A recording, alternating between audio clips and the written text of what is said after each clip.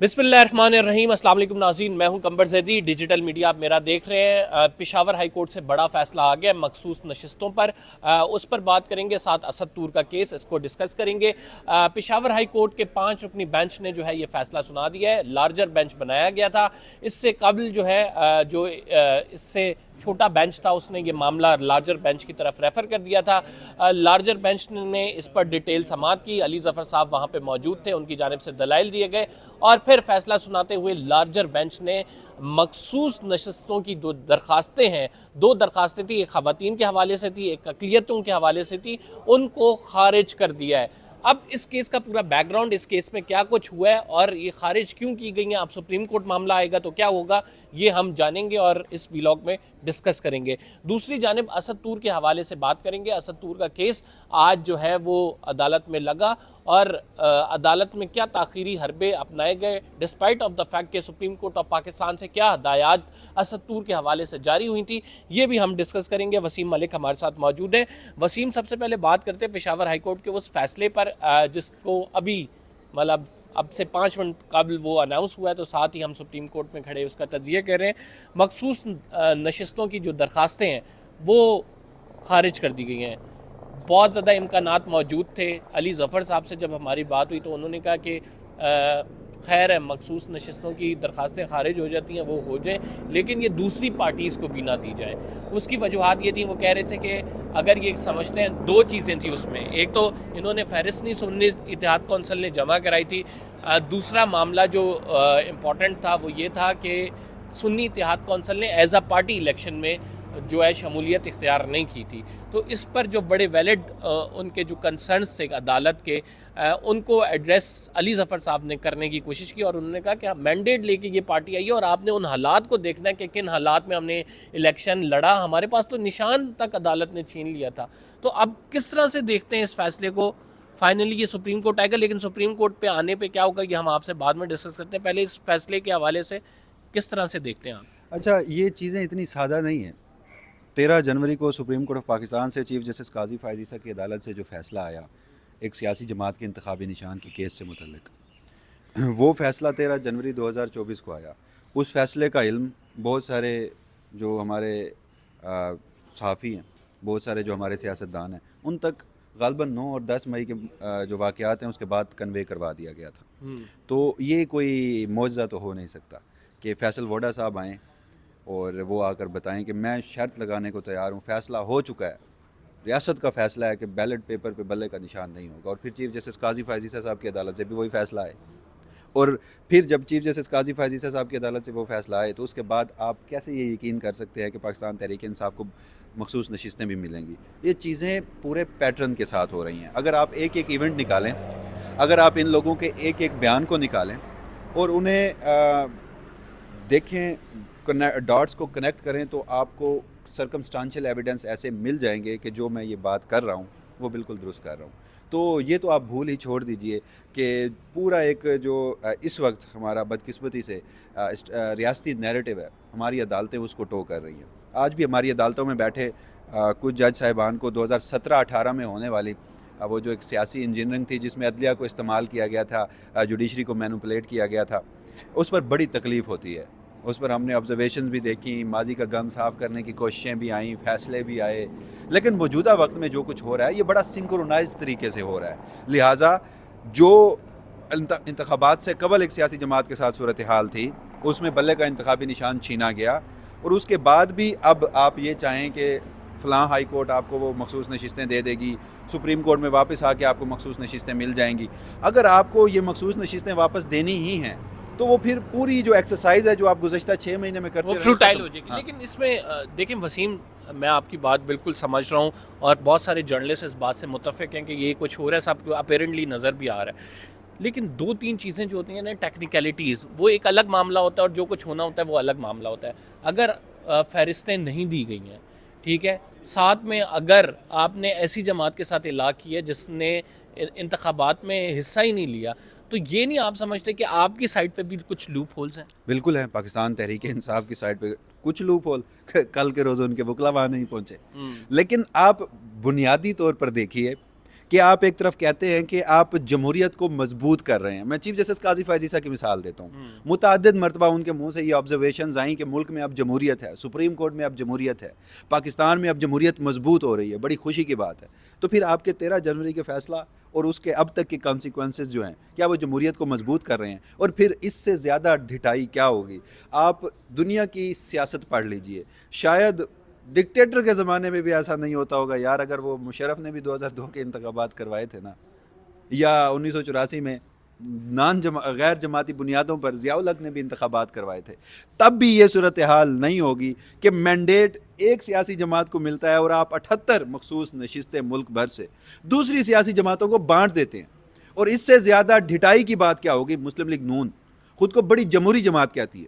कल उनका वकील वहाँ पर खड़ा होकर, पहले इलेक्शन कमीशन ऑफ पाकिस्तान में आज़म नज़ीर तारड़ साहब और दीगर, और कल उनका वकील पेशावर हाई कोर्ट में खड़ा होकर कह रहा था नशिस्तें हमें मिलनी चाहिए, हमारा हक है।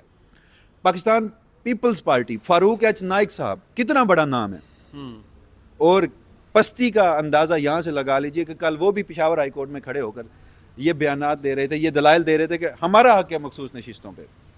जमीयत उलमा इस्लाम फजलुर रहमान, उनके senator Kamran Murtaza, attorney general of Pakistan, यानी आपने मज़ीद कितना एक्सपोज होना है?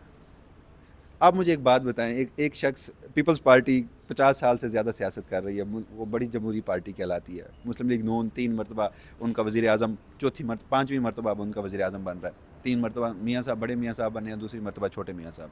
इनकी ज़हनी पस्ती का अंदाज़ा आज लगाइए कि इनकी नज़र है इमरान खान के मैंडेट पर, उन्होंने वो मखसूस नशिस्तें हासिल कर ली। अच्छा, सबसे बड़ा वैलिड पॉइंट जो मुझे इस पूरे केस में लगता है, फॉरगेट अबाउट द टेक्निकलिटीज़, वो ये है कि एक जमात जिसने 2/3 नहीं 3/4 आप ये कह सकते हैं केपी से निकाली हैं, और उस जमात को पहले बल्ला छीन लिया गया, उस जमात ने फिर भी मैंडेट लिया, फिर रिजल्ट्स में मैनिपुलेशन हुई, फिर भी वो जमात हावी रही, फिर वज़ीर आला के मामले पर जो है आपको पता है कि क्या कुछ किया गया, लेकिन फिर भी उस जमात ने स्टैंड लिया। तो अब मखसूस नशिस्तें अगर आप हक लेके आए हैं, आपका राइट बनता है, तो उसे टेक्निकलिटीज़ के मामले पर हटा देना कि आपने ये फहरिस्त नहीं जमा कराई थी। और भाई जब आपने उनकी पार्टी ख़त्म कर दी थी, जब उनके पल्ले कुछ छोड़ा ही नहीं था, तो उन्होंने किधर जाना था? अच्छा देखिए, यहाँ पे ना अब कहा जाएगा कि ये एक फ़ैसला आइनी और कानूनी है। आइन और कानून को हर जज ने अपने तरीके से इंटरप्रेट करना है। दस्तूर का आर्टिकल 51 है, वहाँ पर मखसूस नशिस्तों का तज़किरा है। आप अगर पाकिस्तान तहरीक इंसाफ को मखसूस नशिस्तें नहीं देंगे तो आप उस दस्तूर के आर्टिकल 51 की तशरीह अपनी मर्ज़ी से कर देंगे। अगर वक्त आने पे आपने दस्तूर को पाकिस्तान तहरीक इंसाफ के साथ अच्छा बर्ताव रखना है, क्योंकि रियासत की, या खुल के बोल देते हैं फ़ौजी इस्टेब्लिशमेंट की मंशा है, तो आपने उसी दस्तूर के आर्टिकल 51 को एक किसी और जज ने बैठ के अपने तरीके से इंटरप्रेट कर देना है। फैसले तो दोनों आइनी और गैर आइनी हुए, दोनों तरीके से हुए ना। तो बुनियादी तौर पर तो हमें देखना है असास को, हमें देखना है जमहूरियत को, हमें देखना है समाज को, हमें देखना है इखलाकियात को। यार भाषण हम आकर देते हैं और एक सियासी जमात की मखसूस नशिस्तें, बाकी सब मामला छोड़ दीजिए। गुज़श्ता 2 साल की तारीख की बदतरीन आइनी और कानूनी खिलाफ वर्जियों से लेकर अदालती फैसलों की बेतौकीरियाँ और इस्टेब्लिशमेंट के जो निगरान कारिंदे बैठे थे उनकी जो हरकतें थीं, इंतखाबात को भी छोड़ दीजिए, 8 फरवरी को भी छोड़ दीजिए, 9 फरवरी को भी छोड़ दीजिए, यानी आज आपने ये फैसला कर लिया 78 मखसूस नशिस्तें किसी और सियासी जमात को दे दी। आपने सारी तारीखों को छोड़ दिया, जो एक तारीख मेन याद रखने वाली है जिसकी वजह से ये सब कुछ हो रहा है, वो 9 मई है। 9 मई है। 9 मई में आज भी गुज़श्ता दिनों भी इमरान खान ने कहा कि इसकी जुडिशल सतह पर इंक्वायरी करानी चाहिए। अली अमीन गंडापुर साहब ने भी वज़ीर आला बनते हुए कहा कि 9 मई की इंक्वायरी करनी चाहिए। नो डाउट 9 और 10 मई के वाक़यात काबिल मज़म्मत वाक़यात थे, नहीं होने चाहिए थे, और उसमें जो लोग शामिल हैं उसे आइन और कानून के मुताबिक सज़ा देनी चाहिए, ना कि अपनी मंशा के मुताबिक फ़ौजी अदालतों में सज़ा देनी चाहिए। पहली बात। दूसरी बात ये कि जिस सियासी जमात के ऊपर आपने ये इल्ज़ामात लगाए हैं, वो सियासी जमात चीख थक गई है, वो सियासी जमात अदलिया से मुतालबा कर थक गई है, वो सियासी जमात इस्टेब्लिशमेंट से मुतालबा कर थक गई है, दीगर सियासी जमातों से मुतालबा कर थक गई है कि जी जुडिशल इंक्वायरी करें। तो यार कर दें जुडिशल इंक्वायरी, जिसके ऊपर आप इल्ज़ाम लगा रहे हैं उसे सफाई का मौका तो दें। अगर आप जुडिशल इंक्वायरी करें, ये बात मैं नहीं कह रहा, ये बात आप भी नहीं कह रहे। एमल वली खान साहब ने पिछले दिनों पेशावर में खड़े होकर एक जलसे से, तकरीर से खिताब किया, उनको मैं कोट कर रहा हूँ। उन्होंने मुखातिब करके कहा पाकिस्तान की फ़ौजी इस्टेब्लिशमेंट को कि ये जो बैरकों में वापस नहीं, उससे कबल उन्होंने कहा कि ये जो रेडियो पाकिस्तान पेशावर पे जो एक हमला हुआ था, जो भी 9 मई का हिस्सा करार दिया गया था, उन्होंने कहा कि हमें पता है कि कौन वर्दी वाला शामिल था उसमें और कौन सिविलियन शामिल था और किसने आग लगाई है। चलेंगे इमल वली कह अगर रहे ये हैं वो, बात कोई हाँ। पाकिस्तान तहरीक इंसाफ कह देती तो शायद उसके ऊपर 9 मई का मुकदमा बन चुका था। तो मसला ये है कि जब चीज़ें कंट्रोवर्शियल हो जाती हैं फिर रियासत की और अदलिया की जिम्मेदारी है 9 और 10 मई के वाक़यात में मुलविस लोगों को एक्चुअली में सज़ा देनी चाहिए, लटकाना चाहिए सिविल फौजदारी मुकदमात में। Let's talk about the thing कि हमने बड़ा, हमें पता है, हमने बहुत सारी चीज़ें खोलकर आवाम के सामने भी रख दी हैं कि यार रिज़र्व सीटों पे इधर अदलिया में भी आएगा, सुप्रीम कोर्ट में, तो क्या होगा। एक फिर भी कोई सुप्रीम कोर्ट से आपकी होप वाबस्ता है कि शायद यहाँ पे आए कुछ रिवर्स हो जाए? अक्टूबर 2023 तक मुझे कोई उम्मीद नहीं है। नहीं, अगर फॉर इंस्टेंस के काजी फाइज ईसा इस मामले को नहीं सुनते, कोई और जज सुनते हैं तो? ऐसा हो ही नहीं सकता, मुझे ऐसा होता हुआ नज़र नहीं आ रहा माजरत के साथ। चलें, वसीम की ये राय है कि ऐसा हो नहीं सकता। जस्टिस काजी फाइज ईसा इस केस को अपने पास लगाएंगे और जब वो केस लगेगा तो बहुत सारी चीज़ें हमारे मुल्क में ऐसी होती हैं कि जब हम खुद भी अदालत में जाते हैं, रोज़ बैठ के देखते हैं मामलात को, प्रेडिक्ट कर लेते हैं कि क्या होगा। फ़िलहाल रिज़र्व सीट्स के मामले पर सुन्नी इत्तेहाद कौंसिल को ये सीट्स मिलती हुई नज़र नहीं आ रही और इससे बड़ा डैमेज होगा तहरीक इंसाफ को। 2 अप्रैल को इलेक्शन शेड्यूल का ऐलान हो गया है और इलेक्शन सेनेट के जो होंगे उसमें मखसूस नशस्तें बड़ा वज़न रखती हैं, क्योंकि इसकी बुनियाद पर जो है वोटिंग इलेक्टोरल कॉलेज जो है वो तरतीब पाता है और उसके बाद फिर सेनेट में नुमाइंदगी होती है मुख्तलिफ पार्टियों की। तो इसका फ़ायदा PDM2 को होने जा रहा है। हम दूसरे टॉपिक की तरफ चलते हैं और वो असद तूर के हवाले से है। नाज़रीन, यहाँ पे आपको ये बताएंगे कि असद तूर के हवाले से सुप्रीम कोर्ट ऑफ पाकिस्तान ने जब समाअत हो रही थी सहाफ़ियों को हरासा करने से मुतल्लिक केस की, 184(3) के अंदर सुन रहे थे तो असद तूर का मामला आया था जिस पर चीफ जस्टिस ऑफ पाकिस्तान की जानिब से कहा गया था कि असद तूर कहाँ है और वो जेल में क्यों हैं। तो उन्हें बताया गया कि ये उन पर FIR हुई, ये दफ़ात लगी। फिर उस FIR की दफ़ात के हवाले से जज साहब ने ये तस्लीम किया था कि ये दफ़ात नहीं लगनी चाहिए, ये दफ़ात गलत लगाई गई हैं और फिर अटॉर्नी जनरल को इस मामले का देखने का कहा था। अटॉर्नी जनरल ने कहा था उनकी दरख्वास्त ज़मानत लगी हुई है लेकिन वो इस मामले को ज़रूर देखेंगे। आज उनकी दरख्वास्त ज़मानत लगी हुई थी और आज को क्या हुआ, बेसिकली आज FIA के एक अफसर जिसने तफ्तीशी थे उनको पिम्स में एडमिट करा दिया गया। वो जो है बीमार थे, वो अदालती रिकॉर्ड लेकर पेश नहीं हुए, मामला लटक गया जो है सोमवार तक। इसके दरमियान भी 2 दिन थे लेकिन असद तूर की रिहाई का मामला इस वजह से नहीं लगाया गया। एक दिन जज साहब ने कहा कि वो उनके हवाले से केसेस हैं, उनके पास मुख्तलिफ केसेस हैं, वो नहीं लगा सकते। उन्होंने कहा फिर हफ्ते को भी छुट्टी होती है, उस तरह से नहीं केस सुन सकते, तो ये मामला लटक गया। 12 दिन का रिमांड था जिसमें से 7 दिन ऑलरेडी गुजर चुके हैं और जो है मज़ीद इसको लटकाया जा रहा है। तो सुप्रीम कोर्ट की वाज़ेह हदायत के बावजूद ये सब कुछ हो रहा है। तो यार ये तमाम मामले में हमें पता है कि तफ्तीशी कब बीमार होता है, कब उसका रिकॉर्ड जो है वो अदालत में पेश नहीं किया जाता, जब क्या चीज़ें मकसूद होती हैं। बंदे को अंदर रखना मकसूद होता है, बंदे को हरासा करना मकसूद होता है, बंदे की तजलील करना मकसूद होती है। तो असद तूर के मामले में एक सुप्रीम कोर्ट से हदायत आई और नीचे की अदालत और FIA तो उसे ऐसे उड़ा रही हैं कि जैसे कुछ हुआ ही नहीं। आपको नहीं पता कि FIR में लगाई गई दफ़ात कितनी गलत है। हाँ, हम इस पे ज़रूर बात करेंगे अब क्या कि कितना होम्योपैथिक ऑर्डर था और उसका फिर कितना असर हुआ। मैंने उस दिन भी कहा था कि जब चीफ जस्टिस काजी फायज ईसा साहब ने गुज़श्ता समाअत का आगाज़ किया तो उनका टेम्परामेंट यहाँ था, वो यहाँ से आए, समाअत का इख्तिताम होता गया, आखिर में अटॉर्नी जनरल ऑफ पाकिस्तान की यकीन दानियों पर मुद्दा ख़त्म हो गया। आज भी अगर आप गुज़श्ता 29 जनवरी की, 30 जनवरी की और फिर जो गुज़श्ता समाअत हुई है उसको देखें तो चीफ़ जस्टिस काजी फायज ईसा साहब की अज़ियत जो है वो उनकी रूह में घुस चुकी है। वो अज़ियत कि जब पाकिस्तान तहरीक इंसाफ के दौर में असद तूर के ख़िलाफ़ ज़्यादती की गई थी, वो आज भी शायद उनके बस में नहीं है। उनके बस में हो तो वो एक टाइम मशीन हो उनके पास, वो टाइम को रिवर्स करें और वहाँ पहुँचें और अपने आप को पेश कर दें और असद तूर साहब को बचा दें। लेकिन पाकिस्तान तहरीक इंसाफ के दौर में होने वाली ज़्यादतियों पर तो उन्हें बड़ा गुस्सा भी है, सो मोटो भी लिया, IG को उस दिन सर्जिश का निशाना भी बनाया, पता नहीं क्या कुछ कहा।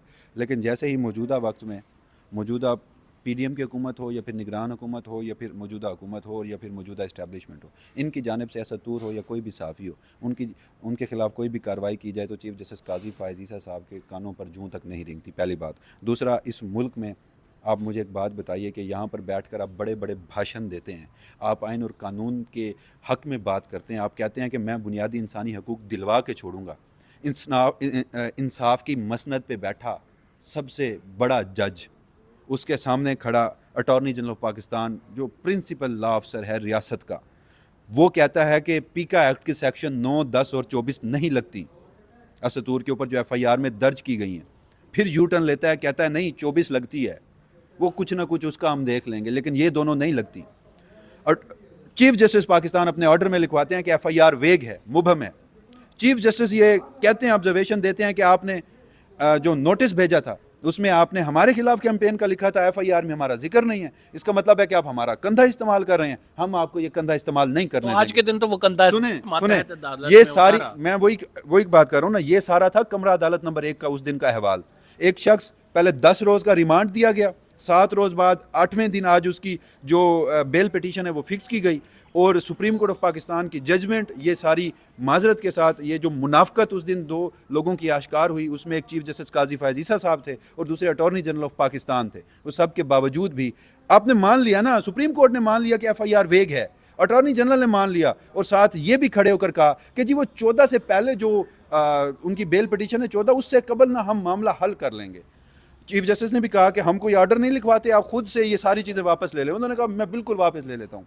अटॉर्नी जनरल पाकिस्तान की यकीन दहानी पे अदालत उठ गई, 25 तक समाअत मुलतवी कर दी, और आज हशर ये है कि वो शख्स जिसका सिर्फ बोलना जुर्म है वो आज भी जेल में पड़ा है। इससे बढ़कर इस मुल्क में इंसाफ, कानून, आइन या कोई भी आप नाम ले लीजिए, उसकी पस्ती क्या होगी।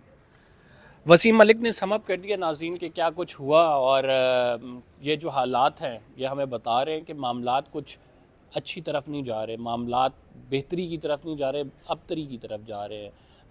लेकिन हम उम्मीद करते हैं कि हमारे दोस्त, हमारे भाई असद तूर जल्द हमारे साथ मौजूद होंगे, और इंशाल्लाह एक दिन तो सूरज निकलेगा, आज नहीं तो कल सही। हम उनकी ज़मानत के हवाले से जो हाई कोर्ट में मामलात हैं, जो अटॉर्नी जनरल ने यकीन दहानी कराई है, पूरी सहाफ़ती कम्युनिटी उनके साथ भी इस टाइम खड़ी है सॉलिडारिटी के लिए, और साथ कोशिश ये करिए कि अपने वीलॉग्स के थ्रू, अपने जो प्लेटफॉर्म्स हैं उनको यूज़ करके जो हक़ और सच की आवाज़ है उसको बुलंद किया जा सके, बताया जा सके कि क्या कुछ हो रहा है। फ़िलहाल के लिए इतने ही। कंबर ज़ैदी को इजाज़त दीजिए। अगर आपने चैनल को सब्सक्राइब नहीं किया तो सब्सक्राइब ज़रूर कर लीजिए। अल्लाह ने के बाद।